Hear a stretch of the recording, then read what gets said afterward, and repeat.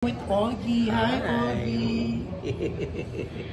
Yan, napaka-hectic ng schedule nila because of schedule ni Nate. Kasi everyday siya dahil sa kanyang conference sa UN. Pero kakatapos lang kanina, tapos pagsalita siya ng siya yung napili sa group niya. So, happy siya. Ay, nagpapahinga. Yeah. Mga parents. Saya-saya ni Augie. So, Augie, hanggang kailan kayo? Monday, no? Actually, 26, pero ang flight namin 1 a.m. Ng 26? 27. So, the whole day pa ng 26. Ito lang kami.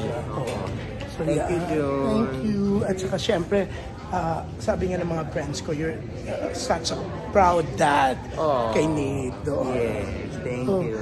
Tuwan-tuwa sila pag nag-update ka sa Instagram. Pasensya na po, proud dad. Hindi, pero yung sila mismo, yung napipil nila yung pagiging proud dad mo. Tsaka ibang experience daw for Nate, diba? Yes.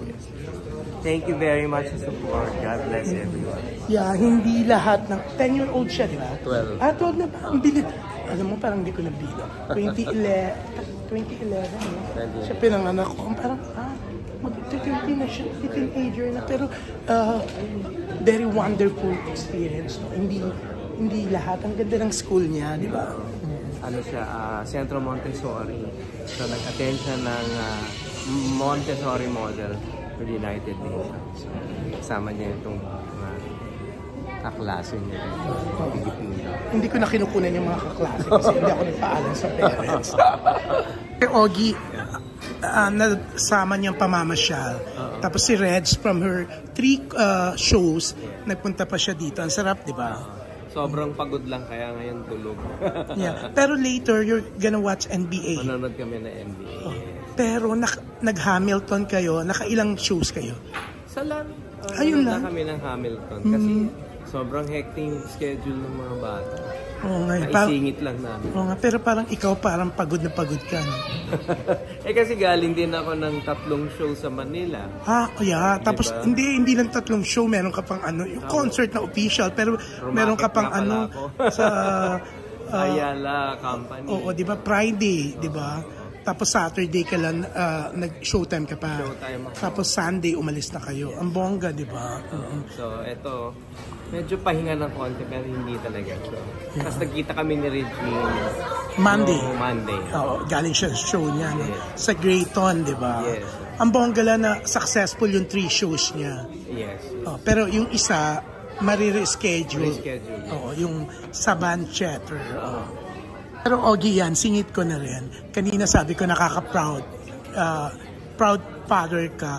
Pero ang bongga ni Nate, yung sa isang na kailangan niya mag-present about Thailand. Pinag-aralan niya ang culture ng Thailand, everything. Tsaka kasi hindi lahat napipili magsalita eh. So, napili naman siya among madami pinagpili. Pero, ikaw mismo, na-amaze ka sa kanya? Medyo. Oo, kasi ako, ang bongga, di ba? For you na mag-aral ka about Thailand, dahil magpe-present ka about the Philippines, is okay, kasi Pilipino ka, syempre, di ba? Pero about Thailand na pag-aaralan mo, di ba? It's so bongga. Yes. Tsaka nakakatuwa na sobrang siyang interesado sa ginagawa. Pati yung mga kaklase. Yeah.